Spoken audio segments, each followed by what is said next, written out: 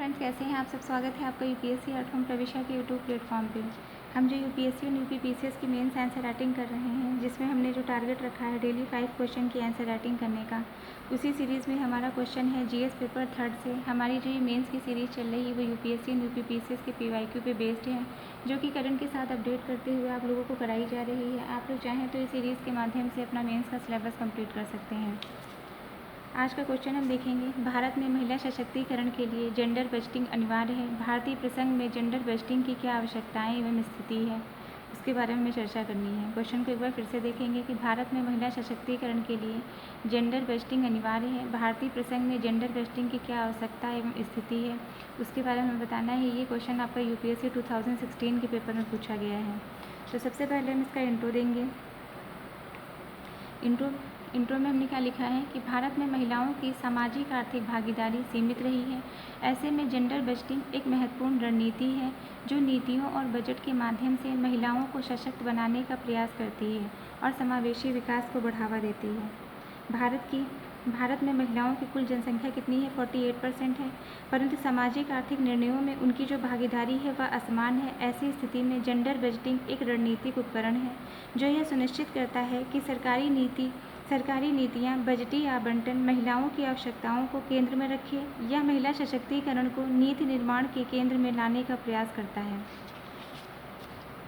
तो ये हमारा जो है इंट्रो हो गया। अब हम इसकी क्वेश्चन का मेन बॉडी का पार्ट देखेंगे कि भारत में जेंडर बजटिंग की आवश्यकता।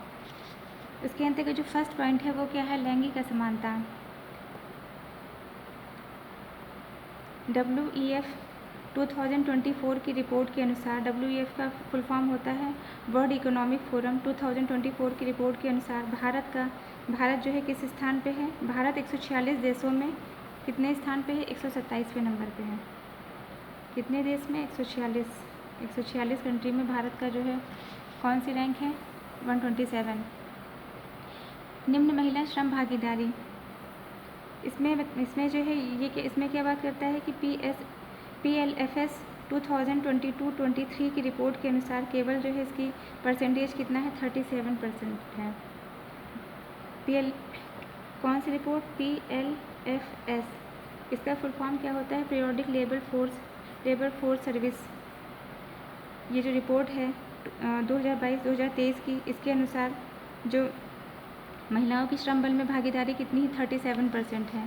स्वास्थ्य, शिक्षा, पोषण में विषमता।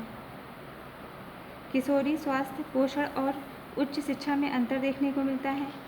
संसाधनों का सीमित पहुँच। भूमि ऋण तकनीक आदि में, मतलब कृषि भूमि ऋण, डिजिटल सेवाओं में महिलाओं की जो भागीदारी है बहुत ही सीमित है। नीतियों में लैंगिक दृष्टिकोण की कमी। जो नीतियाँ जो बनाई जा रही हैं उसमें लैंगिक दृष्टिकोण की जो है कमी देखने को मिल रही है। मतलब महिलाओं को देखते हुए नीतियाँ बहुत ज़्यादा जो है बनाई नहीं जा रही है। अगर बनाई भी जा रही है तो उस पर जो है वर्क नहीं हो पा रहा है। फिर नेक्स्ट क्या है? वर्तमान स्थिति इसकी। भारत में जेंडर बजटिंग की जो वर्तमान स्थिति है, जेंडर बजटिंग की शुरुआत कब की गई? 2005 से 6 में जेंडर बजट स्टेटमेंट पेश किया गया। यह जो है किन 2 पार्ट में डिवाइड किया गया है, A और B। ए में क्या बताता है कि पूरी तरह से महिलाओं के लिए योजनाएं से संबंधित है। बी क्या है? समान योजनाओं में महिलाओं को लाभ दिया जाएगा। मतलब जो पार्ट ए है ये 2 पार्ट में डिवाइड है। पार्ट ए में क्या है? विशेष रूप से महिलाओं के हेतु योजनाएं बनाई जाएंगी। पार्ट बी क्या है? ऐसी योजनाएं बनाई जाएंगी, ऐसी योजनाएं जिसमें महिलाओं को लाभांश शामिल होगा। यह किस मंत्रालय इससे संबंधित मंत्रालय कौन है? महिला और बाल विकास मंत्रालय की स्थापना से किया गया है। 2024-25 में जेंडर बजट 2.5 लाख करोड़।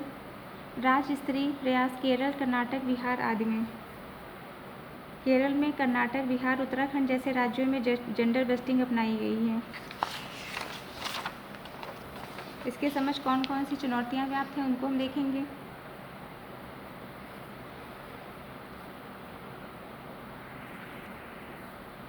पहली चुनौती क्या है? जेंडर डिसएग्रीगेटेड डेटा का अभाव है। योजनाओं के मूल्यांकन में लैंगिक दृष्टिकोण की कमी देखने को मिलती है। कई विभागों में GBC जेंडर जो है बजटिंग जो है क्या है? निष्क्रिय है। योजना क्रियान्वयन में लिंग दृष्टिकोण की कमी देखने को मिलती है। तो इसको किन किन उपायों के माध्यम से इनको दूर किया जा सकता है? पहला क्या है? सभी योजनाओं का जेंडर इम्पैक्ट असेसमेंट किया जाए। स्थानीय निकायों को जेंडर बस्टिंग को बढ़ावा दिया जाए।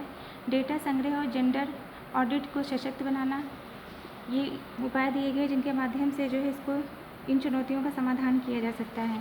अब हम इसका कंक्लूजन देंगे। अतः निष्कर्षतः यह कहा जा सकता है कि जेंडर बस्टिंग महिला सशक्तिकरण का एक प्रभावी उपकरण है। इसे प्रभावशाली बनाने के लिए नीति, बजट और क्रियान्वयन तीनों स्तरों पर लैंगिक संवेदनशीलता की ज़रूरत है।